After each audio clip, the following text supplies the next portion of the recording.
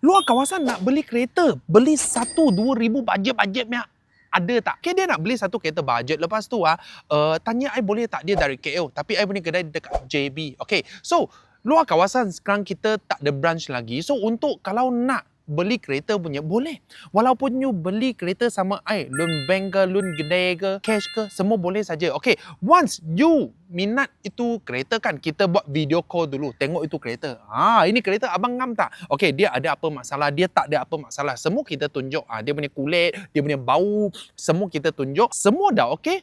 Abang dah bayar, kita buat submission. Lepas submission, semua dah okay kan? So, kita buka insurans, standby 1 hari. Abang, you turunkan JB, thumbprint, potong nama dengan sign, you ambil kereta, jalan balik saja. Sebelum itu, kita akan siap-siap servis kasih abang. So, once you dapat itu kereta, dia sudah siap servis, you bawa, you terus bawa balik saja. Untuk yang kereta loan gerai dengan loan bank punya lah. Cash punya, boleh tak? Boleh. Tapi kereta lama, tua sikit I takut dia tengah jalan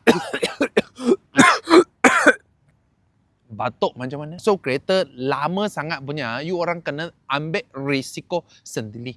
Sebab kereta kita pakai taman-taman tak ada masalah punya. Tapi kalau you nak sekali pakai 4, 5, 6 jam, itu kena ambil risiko lah. Sebab kereta dah bajet mah, kan?